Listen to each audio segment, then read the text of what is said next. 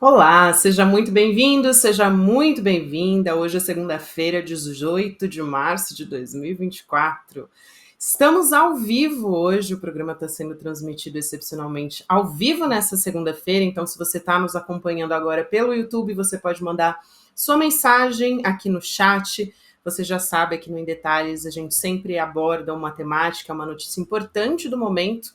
A gente vai falar, claro, né, sobre os depoimentos, os 27 depoimentos que o Alexandre de Moraes derrubou o sigilo na última sexta-feira, a respeito do 8 de janeiro, do golpe, e a gente vai conversar com um velho conhecido de vocês, que já veio muito aqui no Em Detalhes, inclusive, o Leandro Demore, jornalista, apresentador aqui no CL também, que já está aqui junto comigo, já está com cadeira cativa, inclusive, aqui no Em Detalhes, né, Demore? Vamos falar com você de novo, querido. Tá faltando meu salário, né, Gabi? As pessoas podem achar que a gente está na mesma sala, com a mesma estante, mas não estamos, viu? São lugares diferentes. Não estamos, é que a gente está assim numa sinergia do Em Detalhes aqui já. Isso. Demore, vamos lá então falar sobre os depoimentos. A gente teve muito pano para manga, muitos detalhes esse final de semana para ficar analisando desses documentos todos.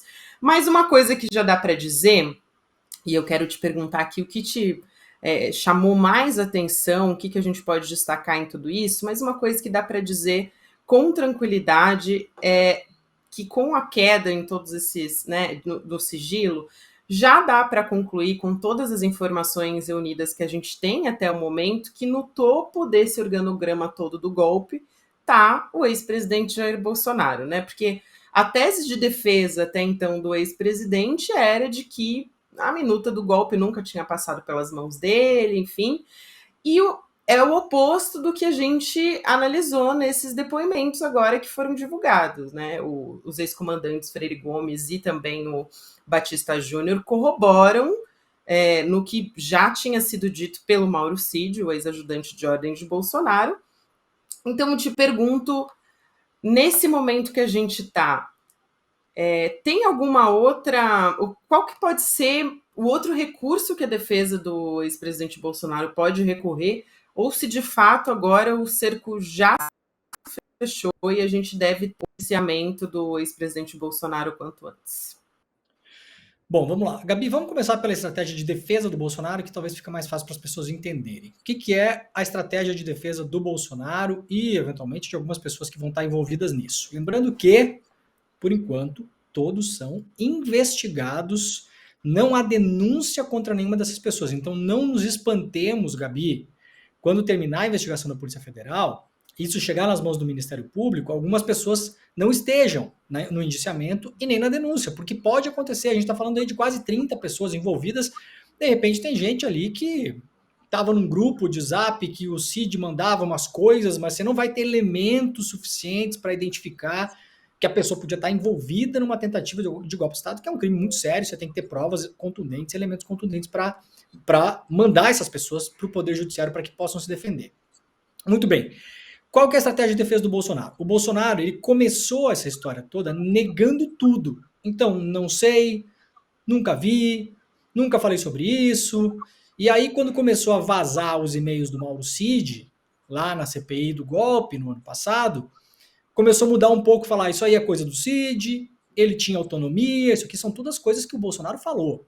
O Cid tinha autonomia, é coisa dele. Quando começou a vazar coisas do Heleno, da BIM Paralela, isso é coisa do Heleno. De novo, tudo que o Bolsonaro falou. É um clássico do Bolsonaro abandonar os aliados de ocasião pela estrada para se autopreservar. O Bolsonaro ele não é louco, ele não é maluco, ele tem um instinto de autopreservação muito grande, né, Gabi?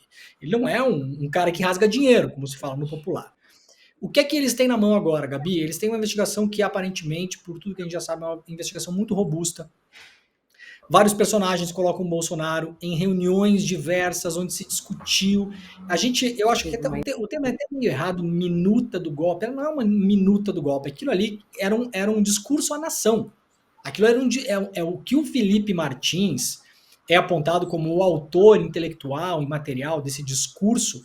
Aquilo não é assim uma minuta. Minuta parece que é um negócio assim, um pré-planejamento, uma ideia vaga, uma intenção, que é o que o Bolsonaro vai alegar. Isso era uma intenção. Eu não posso ser punido por crime de intenção. Eu até falei com umas pessoas aí, mas assim, aquilo só saiu da minha cabeça, eu não fiz nada. Eu não fiz nada materialmente para evoluir para o planejamento. Essa é a grande diferença. A defesa do Bolsonaro vai falar em intenção, em ideia, né? Como quem diz assim, ora, você no seu dia a dia, Gabi, você não tem ideia de que, poxa, falando figurativamente, né? Eu quero matar aquela pessoa. Bom, você não pode ser punido por querer, né, o mal de alguém, só a partir do momento que você coloca em marcha um plano para tentar, eventualmente, fazer o mal para alguém. Essa é a defesa do Bolsonaro. Agora, ele já está no centro dessa história porque muita gente coloca ele no centro dessa história.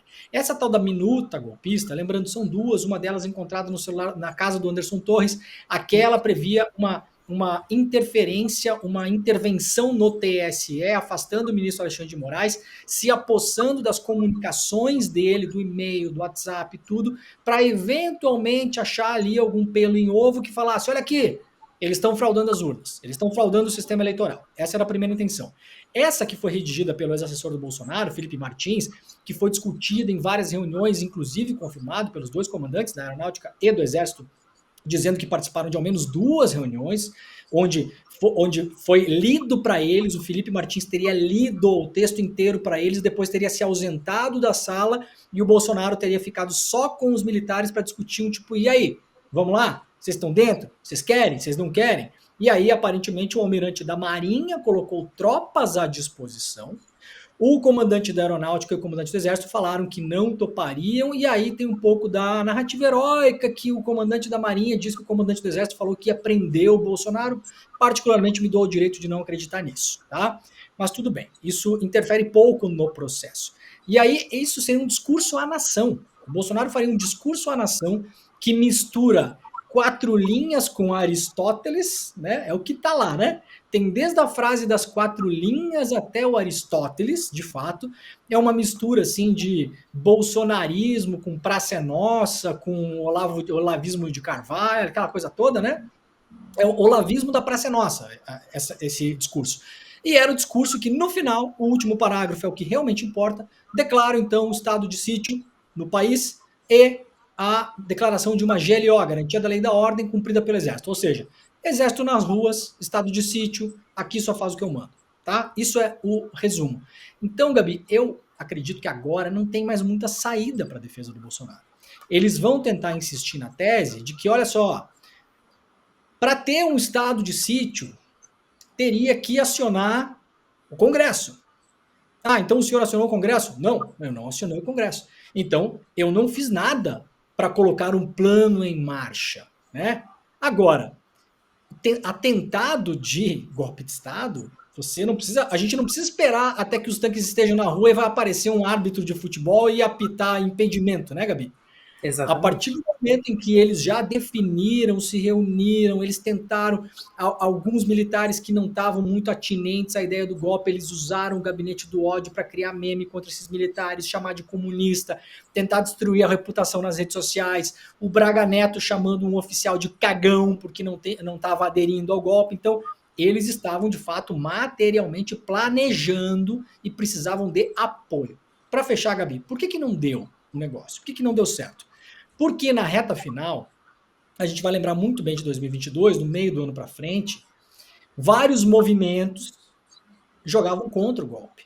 O principal deles, na cabeça dos militares, foi o posicionamento do exército americano e do parlamento dos Estados Unidos, que declararam publicamente, isso aqui não foi velado nem nada, publicamente, que as Forças Armadas brasileiras não deveriam se meter no processo democrático, ameaçando as Forças Armadas brasileiras, inclusive com retaliação, para cortar toda a cooperação militar das Forças Armadas brasileiras com as Forças Armadas dos Estados Unidos. Então, houve, pela primeira vez na história, os Estados Unidos da América falando, gente, dessa vez a gente não vai participar dessa festa, tá? A gente participou de todas as outras, mas essa festa da Selma, não sei, acho que a gente não quer. Então, Gabi, como eu falei no Desperto hoje de manhã, esses que estão se pagando de legalistas até agora e tal, na minha concepção, e tá bastante óbvio isso, assinaram até nota em apoio aos acampados na frente dos quartéis. Eu acho, Gabi, que eles foram indo na estrada junto com o Bolsonaro. Você imagina assim um trenzinho daquele de parquinho de diversão, tchutchu, sabe o tchutchu? Tava todo mundo no tchutchu. E aí eles foram indo no tchutchu. E quando chegou numa bifurcação, Gabi, tinha a estradinha da direita que dizia golpe. E a da esquerda dizia democracia. E aí todos esses caras aí, inclusive Freire Gomes, Batista Júnior e tal, eles assim, eles andaram 100 metrinho na estradinha do golpe. E quando eles olharam para trás, tinha um monte de gente importante na visão deles, inclusive o exército dos Estados Unidos, falando: não, não, não, não, não, não. Se for por aí, o titio não vai dar o algodão doce lá no final da estrada. Aí alguns desembarcaram, voltaram para trás e pegaram a estrada da democracia forçosamente. Não foi por gosto, não, Gabi. Se tivesse dado certo, você acha que o Freire Gomes estaria hoje A, preso, B, no exílio, C, como ministro da Defesa? Qual que é a maior chance do futuro do Freire Gomes que não aconteceu, onde ele estaria? Então, general, fica para nós, né? Tem muita gente que vai comprar essa historinha, né, Gabi? Mas a gente acha que não tá muito afim de comprar essa história, não. Não, então, eu ia justamente entrar nesse ponto. Na real, você tocou aqui em vários pontos importantes. Alguns, acho que quando a gente olha para esse organograma agora, ficou bastante claro, né, que o Jair Bolsonaro estava nesse topo, e aí abaixo dele a gente tinha ex-comandantes, né, tinha também abaixo ex-assessores como o Felipe Martins, consultor jurídico como o Anderson Torres também, ex-ministro, né, de Bolsonaro, mas a gente teve ali um dado momento que também tinham outros planos caso o golpe não desse certo, que você também já trouxe aqui alguns também, né? Que tinha a GLO, que foi inclusive defendida pelo José Múcio, né? Não podemos esquecer que ele defendeu a GLO. Seria então um poder passado para a mão dos militares, né? E olhando em retrospectiva, foi muito importante a decisão do governo de não ter baixado essa operação, porque a gente poderia, né, essa garantia da lei da ordem, depois do 8 de janeiro, poderia ter colocado a gente nas mãos do Exército. Esse era o plano A. Agora, a gente tinha também, ali na arquitetura de Bolsonaro, na arquitetura do golpe, o plano B seria um estado de defesa, estado de sítio, né? Existia uma preocupação inicialmente de ter um verniz, vamos dizer assim, de legalidade, né, Demore? Eu acho isso muito importante, porque no passado isso também aconteceu, né? Ninguém dá golpe assim abertamente. Existe uma preocupação de dar um tom de legalidade para essa história toda. Então, justamente isso que Bolsonaro, no dia 25 de fevereiro, inclusive, quando ele foi à Paulista, né, subiu no palanque, fez discurso, ele corroborou com isso, porque ele disse: golpe usando a Constituição, tenha santa paciência. E foi ali que ele corroborou com tudo isso, mostrando que, na verdade, existia um plano B para toda essa história. Agora, dei toda essa volta para te perguntar o seguinte, né, sobre o indiciamento. Bolsonaro não vai escapar, provavelmente, de um indiciamento até a metade desse ano. Quero te perguntar também sobre papel de pessoas como Braga Neto, Augusto Heleno, né, que falou em virada de mesa na reunião gravada, Paulo Sérgio Nogueira. E aí, a gente está falando aqui dos generais legalistas, né, e que muita gente justamente está comprando esse discurso, mas não significa achar que os depoimentos dos comandantes, né, os ex-comandantes do Exército e também da Aeronáutica eram patriotas legalistas, né? Tem um contexto de investigação, claro, que está acontecendo, mas mesmo em papel de testemunha, a pessoa ela tem a intenção de salvar a própria pele. Então eu acho que é importante a gente trazer aqui que ao longo dessa história, tanto o Freire Gomes como o próprio Batista Júnior, eles tiveram atitudes dúbias em relação ao golpe, como você disse, né? Eles foram caminhando por aquela estrada e aí quando eles viram que, opa, peraí, vou desembarcar dessa história porque não deu muito certo. Mas quero te perguntar sobre o indiciamento dessas pessoas para além de Bolsonaro, qual que deve ser o caminho agora? Olha, Gabi, o seu resumo é perfeito e assim, a gente vai ter que entender agora, a partir da investigação, eu gosto sempre de repetir para a nossa comunidade, nós não temos acesso à investigação. Tudo o que nós estamos comentando é baseado em uma realidade filtrada por vazamentos. Isso é super importante, Gabi. quer dizer que é verdadeiro, que não é, que não sei o quê. Não, gente, o que a pessoa falou no depoimento, ela falou. As provas, o celular do Mauricídio, o que tá de print aí, que tinha minuta golpista no celular, tinha minuta golpista. Tá aí, entendeu? Ninguém tá dizendo. É óbvio que isso não foi forjado. Óbvio que isso não é falso. Agora, nós não temos acesso ao inquérito. Por que isso é importante na fase de indiciamento agora? Porque os crimes, tirando algumas exceções, tá, Gabi? Tem crimes de multidão, tem alguns crimes que você pode, por exemplo, pegar uma multidão e denunciar várias pessoas pelo mesmo crime sem necessariamente individualizar os crimes, tá? Isso são exceções. Mas na regra, você pegar agora o que aconteceu no Brasil, você vai ter que individualizar as condutas. Então, quem vai cair no artigo 359-M? Quem vai cair no artigo 359-L? Quem vai cair no artigo não sei o quê? Você vai ter que ir olhando e falando, ó, esse aqui, todos. Vamos denunciar por todos os artigos. Por quê? Porque tem provas e indícios disso. Esse outro fulano aqui, por exemplo, um funcionário público que tenha ouvido do Bolsonaro uma ideia de dar um golpe de Estado, viu que o cara estava se movimentando, era alguém que tinha poder e posição para tomar alguma atitude e não tomou. Pode cair num crime de prevaricação, por exemplo. Estou aqui usando em tese, tá, Gabi? Então a gente não sabe quais serão as condutas individualizadas de cada um deles. A ver, a esperar, tá? O núcleo ali muito próximo, me parece que o Paulo Sérgio, que era o ministro da Defesa, é um cara que está sendo muito apontado, porque agora é a fase de apontar o dedo para os outros, né, Gabi? Ninguém quer ficar com a bucha na mão, né? Os caras estão dançando. Esses dias eu vi um cartoon muito sensacional. Sabe aquela dança da cadeira?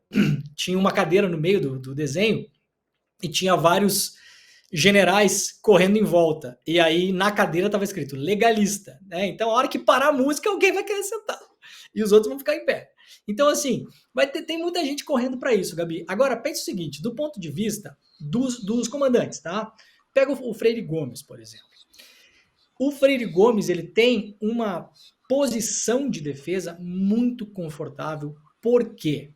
Porque ele, ao mesmo tempo em que corrobora uma intenção e um planejamento, porque não é só intenção, os caras saíram da intenção para... Quem faz reunião com o comandante militar 2, 3 vezes, está planejando, não está viajando sozinho, deitado na cama, olhando para cima, né, com a luz apagada.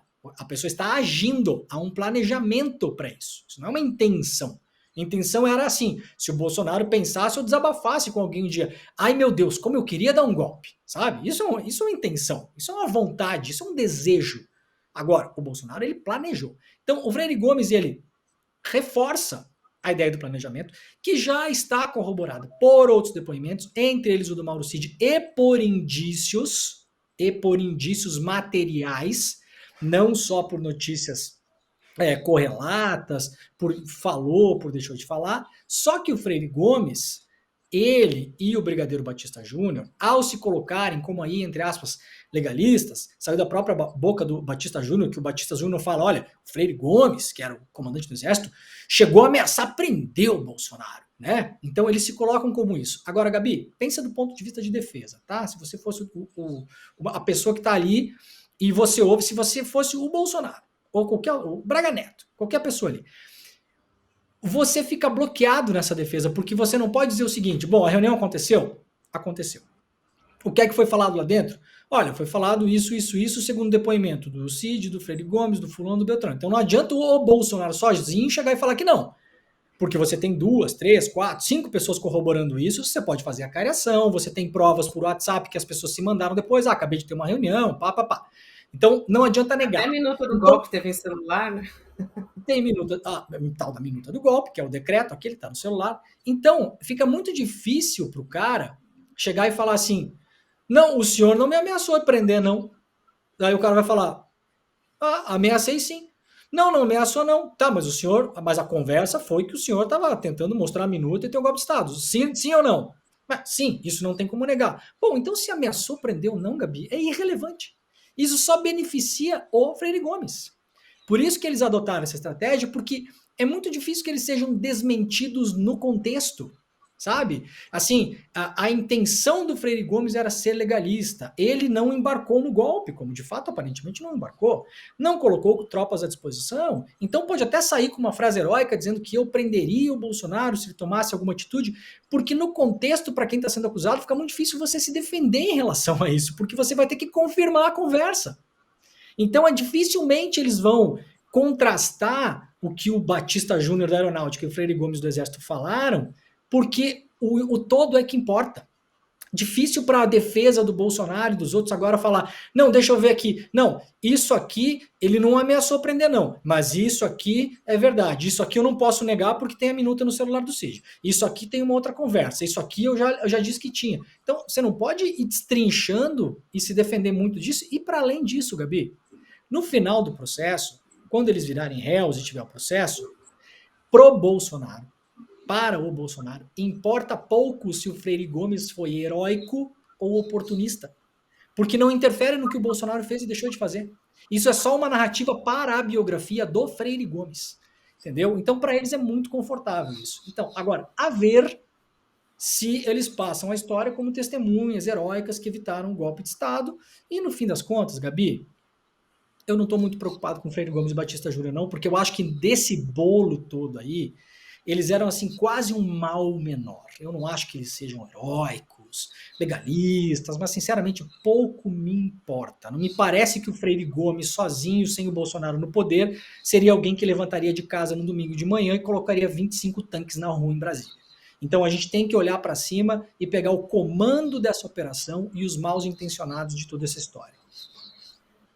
Só aproveitando isso que você falou, tem muita gente comentando a respeito disso. A Débora Tirabasso, por exemplo, disse: eu estou vendo a grande mídia dar muita corda para esses militares que não aceitaram o golpe. Já estou até vendo que não vai acontecer nada com eles, capaz até de ganhar medalha. Ela colocou aqui. O Gustavo Ribeiro também trazendo aqui: o Supremo vai julgar os deputados envolvidos na tentativa de golpe. E aí a gente não está falando só de deputados, né, mas também dos próprios militares. Talvez seja o único momento nessa quadra da história que a gente está realmente implicando os militares nessa história. Agora, nesses minutos aqui finais que a gente tem, Demore, eu acho importante também dizer, falar de Bolsonaro. Ele teve o passaporte apreendido, mas existe uma preocupação com como que ele vai lidar, né, como que ele vai seguir nesses próximos meses em que a gente está justamente esperando o indiciamento não só dele, como líder nesse planejamento do golpe, como você disse, né? Foi um planejamento e não uma intenção de golpe, e aí a gente vai ver o papel também do Procurador-Geral da República, o Paulo Gonet, nessa história, que a gente ainda tem uma expectativa em relação a isso. Na sequência, isso vai para a mesa do relator do Supremo Tribunal Federal, que é o ministro Alexandre de Moraes, e a gente já tem uma ideia de qual que vai ser a tônica ali desse julgamento, né? Então, duas coisas aqui. Uma perspectiva de que essa história não deve terminar ainda nesse ano, né? O julgamento, o indiciamento, acho que sim, a gente deve ter até a metade desse ano, mas o julgamento, de fato, ainda deve demorar um pouco para acontecer. Mas, nesse meio tempo, como Bolsonaro mobilizando as ruas, está querendo fazer mais uma manifestação, levar as pessoas para as ruas, incentivando um clima de golpe, inclusive continuado, em qual situação, Demore, na tua avaliação, ele deveria ser preso de fato? Assim, o que falta para uma prisão preventiva? O que Bolsonaro poderia fazer? Seria obstrução de prova? Seria, de repente, o que ele falasse nas ruas também, numa eventual manifestação? O que você acha? Olha, Gabi, obstrução de prova nesse ponto do inquérito eu acho que já fica mais bem difícil, tá? Você não vai obstruir prova, assim, isso era uma coisa que eu reiteradamente falo, fui muito contra, inclusive a prisão na Lava Jato de personagens absolutamente excretíssimos como Eduardo Cunha, né? Está preso há 1 ano e meio por causa que pode destruir prova. Vamos lá, gente, né? Vamos ter, tem uma lógica na história. Assim. Se era para destruir prova, já destruiu o que podia. Ponto.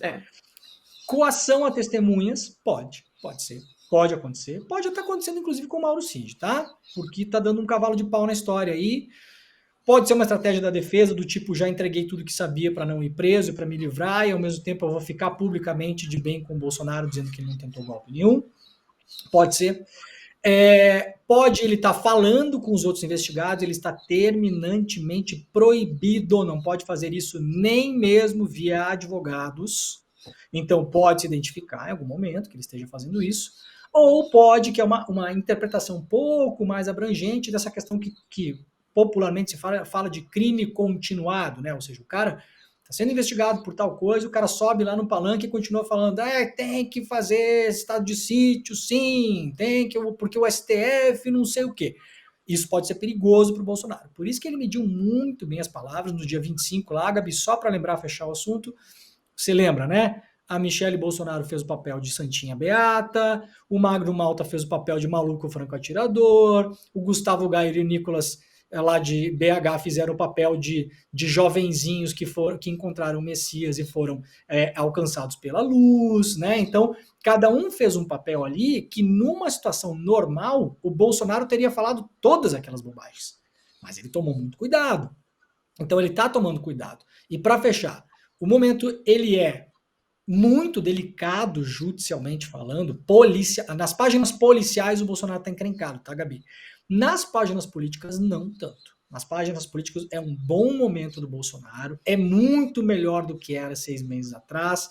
A aprovação popular dele é menor que a do Lula, mas é muito próxima, quando a gente imaginaria que poderia estar lá no chão, como foi parada a Dilma, como foi parado o Temer, não foi. Ele sustentou a queda, ele conseguiu reverter a queda em termos de imagem pública. Então, é um momento que o Bolsonaro agora, ele não sai mais da rua. Eu tenho falado isso já há um mês. Hoje nós vimos a notícia, Bolsonaro vai marcar outros atos. Eu já falei isso aí 3 semanas atrás. Bolsonaro não sai mais da rua, gente. Por que vai sair da rua? Para quê? Entendeu? A popularidade do governo Lula está mais negativa do que positiva. Não é nada catastrófico, mas é assim que está.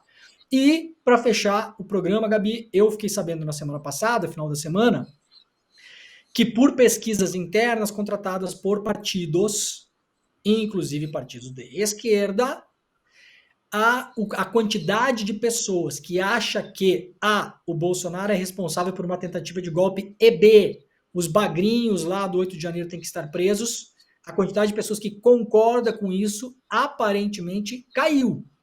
Não aumentou, caiu. E ela já não era grandes coisa. Acho que era mais ou menos metade, que achava que as pessoas tinham que estar presas pelo quebra-quebra, um pouco mais, e metade que achava que o Bolsonaro era responsável, ou até um pouco menos, eu não vou ter de cabeça isso agora, que são muitas pesquisas. Mas então isso, mesmo com, digamos assim, o bombardeio do inquérito, isso não está revertendo contra. As pessoas não estão achando cada vez mais que tem que prender os golpistas, cada vez mais que o Bolsonaro tem relação com isso. Pelo contrário. Então a gente vai ter que esperar os movimentos populares, esperar a questão da economia, comunicação do governo, isso, aquilo, ver como que a coisa vai para a gente entender se o Bolsonaro fica na rua ou sai da rua. Pois é, Demore, o que preocupa também é a defesa, né, do Bolsonaro, porque quando ele vai para a rua, ele também não consegue segurar muito a língua, né? Então, fica aí a preocupação para a defesa do Bolsonaro, porque ele deve continuar mobilizando as ruas, porque é tudo que ele tem nesse momento, né, para continuar trazendo essa imagem de mártir e de vítima que ele vai querer construir ao longo dos próximos meses. Muito obrigada, querido, por hoje. Um prazer te receber mais uma vez aqui no Em Detalhes. Sempre bom falar contigo. Um beijo, até uma próxima, Demore. Obrigado demais, Gabi. Beijão. Beijo. Todo mundo aqui, inclusive no chat, elogiando Leandro Demore pela didática, né? Trazendo aqui um bom resumo do que a gente teve a partir de sexta-feira, né? Com esses sigilos de depoimentos que foi retirado nos investigados pelo golpe, e agora a gente pôde entender um pouco melhor do que se trata. E vamos continuar acompanhando.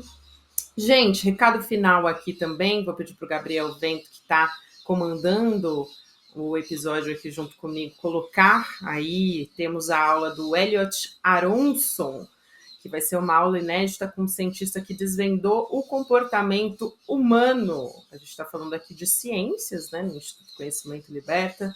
Aprenda a ciência das boas decisões e como usá-la de forma prática na sua vida. Então, no próximo domingo, dia 7 de abril, ainda não é próximo, né?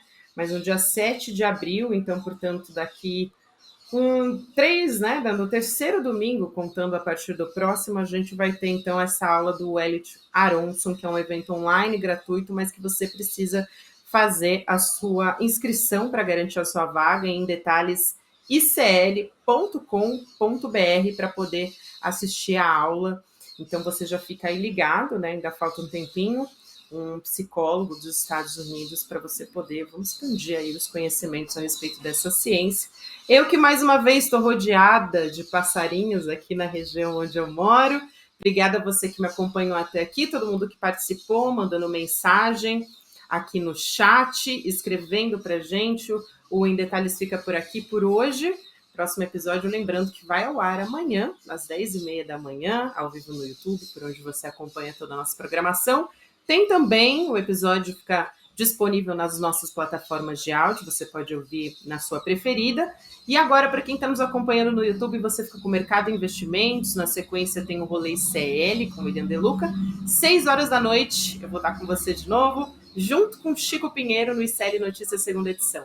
Obrigada a você que me acompanhou até aqui, até amanhã. Você seria capaz de fazer o mal, mas não um mal menor, um mal maior, desses que mais te assusta, esses que você mais critica nos seus dias, nas suas redes sociais? Provavelmente a sua resposta seria: não, eu não sou um monstro. Mas o que as pesquisas mostram pode te deixar chocado. A psicologia social estuda o comportamento humano e o porquê da gente fazer as coisas da forma como a gente faz. O maior especialista no mundo em psicologia social chama-se Elliot Aronson. E aos 92 anos de idade, é o psicólogo mais premiado nos Estados Unidos, tendo ganho o prêmio de melhor psicólogo, melhor pesquisador e melhor autor.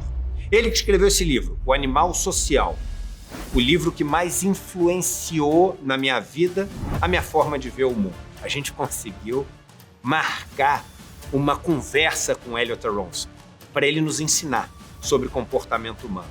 E a melhor notícia é que essa conversa é aberta, gratuita, para todo mundo poder participar. Vai acontecer no dia 7 de abril, um domingo às 8h da noite. Para você participar, é só clicar no botão Saiba Mais aqui. Aproveite e chame todo mundo que você conhece para participar. Elliot Aronson, falando com a gente aqui no Brasil sobre esse tema tão importante. É agora ou nunca, irmão.